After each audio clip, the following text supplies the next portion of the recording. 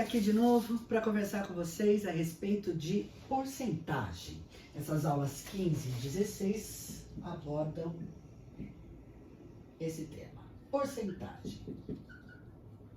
Bom, de tudo que a gente trabalhou até agora, talvez seja aquilo que está mais próximo do nosso cotidiano, porque a gente fala em porcentagens, em taxas de aumento, em taxas de diminuição o tempo todo.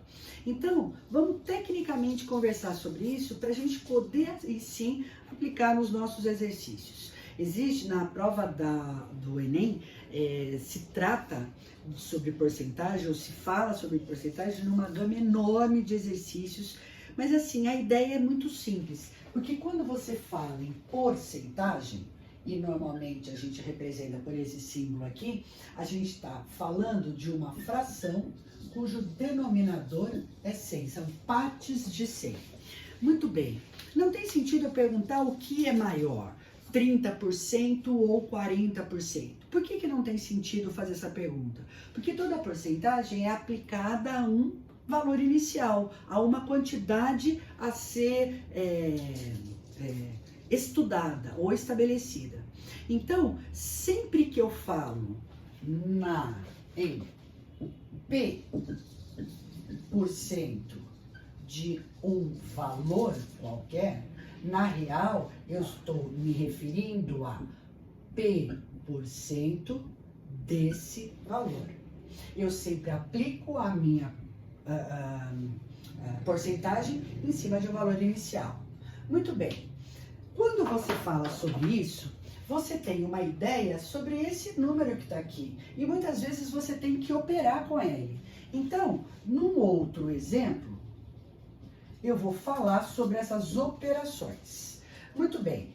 Vamos imaginar que eu peço para você calcular para mim quanto é 90% ao quadrado, ou quanto é a raiz quadrada de 81%, ou simplesmente quanto é 10% de 20% de P, por exemplo.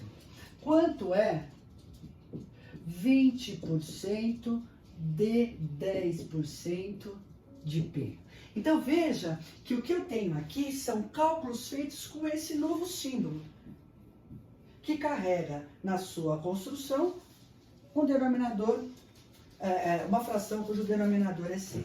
Muito bem, na hora que eu vou fazer 90% ao quadrado, olha o que acontece. Eu não consigo fazer conta com esse símbolo aqui, então eu transformo o 90% em 90 sobre 100 e elevo ao quadrado. O que você vai fazer aqui? Vou simplificar, vou deixar 9 sobre 10 ao quadrado e vou distribuir o meu expoente. Fico com 81 sobre 100, que é 81%.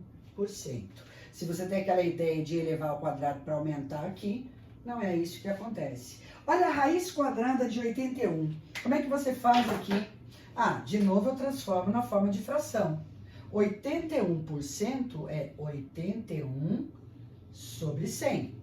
A raiz quadrada de 81 sobre 100 é 9 sobre 10. Para eu transformar isso em porcentagem, basta que eu multiplique em cima e embaixo por 10. Vai dar 90 por 100, que é 90%. Então, muito cuidado ao efetuar esses cálculos. E aí, 10% de 20% de P é igual ou diferente de 20% de 10% de P? Bom, vou para minha conta. Como é que você faz esse cálculo aqui? A porcentagem de alguma coisa é a porcentagem vezes alguma coisa. Então, 10% de 20% de P, se você simplificar, vai dar 2% de P. 2% do seu valor inicial. E se eu fizer 20% de 10% de P? 20% de 10% de P. A ordem com que você faz a multiplicação não altera o seu resultado. Tá vendo? Então, 10% de 20% é a mesma coisa que 20% de 10%. Beleza. Então, isso são operações simplesinhas. Aonde que a gente ouve falar, onde a gente usa essa ideia de porcentagem de alguma coisa? Normalmente a gente fala de aumentos ou diminuições de porcentagem. Ah, eu tenho uma conta para pagar e se eu não pagar num determinado dia, eu tenho um aumento de 2%. Ou, se eu pagar a multa de trânsito antes da data limite, eu tenho um desconto de 8% no valor. Então, quando você fala de aumento, ou multa, ou desconto, ou diminuição, a gente tem uma maneira, em vez de ficar fazendo regrinha de 3 e ficar fazendo várias contas, a gente tem uma maneira de dar a resposta ou fazer o cálculo mais rapidamente, que é o que a gente chama de fator multiplicativo para aumentos e diminuições de porcentagem. Do que você está falando, Cláudia? Então, vamos lá. Vamos falar aqui sobre aumentos ou vou pôr só aumento. Aumento de P%. Vamos imaginar que eu tenho um valor inicial, V é um valor inicial, e esse valor inicial vai sofrer um aumento de P%. Então, vamos pensar quanto é que isso vai custar no final. Eu tinha algo que valia V, e ele vai sofrer um acréscimo de P%. Qual é o valor final?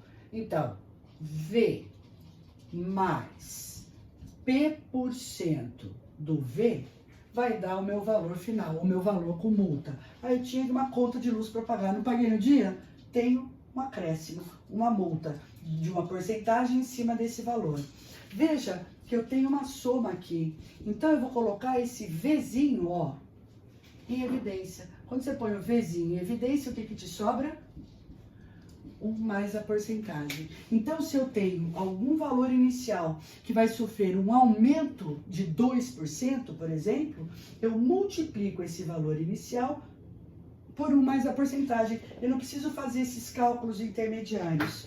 Isto aqui se chama fator multiplicativo de aumento. Quando eu quero saber o valor final depois de um aumento de porcentagem, então eu tenho um fator multiplicativo. Legal. E quando eu quero fazer diminuições, até vamos por aqui, diminuições de P%. Por exemplo, você vai ter um desconto porque você vai pagar um determinado bem à vista. Tá bom, então o meu V continua sendo o valor inicial. Como é que você faz para descobrir por quanto você multiplica esse valor inicial se você teve, por exemplo, um desconto de 20%? Se eu tive um desconto de 20% sobre o valor inicial, eu vou pagar 80% desse valor. Como é que você chega nessa conta rapidinho? Porque você faz o valor inicial menos, por exemplo, 20% desse valor. Se você puser o V em evidência, olha ele aqui, vai sobrar 1 menos a porcentagem. 1 menos 20%, ou 1 menos 0,20 dá 0,80, que foi aquilo que eu te falei. Então, ao invés de eu ficar usando regra de 3, eu uso esses fatores multiplicativos. Isso aqui é um fator multiplicativo de diminuição. Sabe onde a gente usa isso? Naqueles problemas que falam, são bem simplesinhos, mas que se a gente não tomar cuidado, a gente faz bobagem. Olha aqui um exemplo. Aí eu venho com a seguinte pergunta. Eu tenho um valor inicial V. Se eu aumentar esse valor em 50% e depois diminuir em 50%, eu volto a ter o meu valor inicial? Sim ou não? Bom, vamos imaginar. Se eu falar que V0 é o valor inicial e que vou pôr VI, valor inicial, e VF é o valor final, eu posso imaginar o seguinte, ó, no meu probleminha, o que eu fiz? Esse meu valor inicial, ele vai sofrer um aumento de 50% e depois uma diminuição de 50%. Então, meu valor final vai ser o valor inicial que multiplica. Se eu vou dar um acréscimo de 50%, esse valor vai ser multiplicado por 1 mais a porcentagem. Se ao final desta conta eu quiser dar um desconto de 50%, eu vou multiplicar esse valor por 1 menos a porcentagem, ok? Então, eu vou dizer que o valor final é o valor inicial que multiplica 1 mais 0,50, 1 menos 0,50, que vai dar VI vezes 1,50 vezes 0,50. Sabe quanto dá isso? 0,75 do valor inicial. Então, aumentar 50% e diminuir logo em seguida em 50%, você não volta ao valor inicial. Então, eu tenho que tomar cuidado com esses acréscimos e decréscimos. Sempre que você usar o fator multiplicativo, você não precisa fazer a conta intermediária. Aumentou 50, diminuiu 50, depois aumentou 20, depois diminuiu 30%. Você vai fazendo multiplicações de fatores que representam aumentos ou diminuições na sequência, consecutivamente. E aí você consegue sempre associar o seu valor inicial com o valor final depois das modificações. Beleza?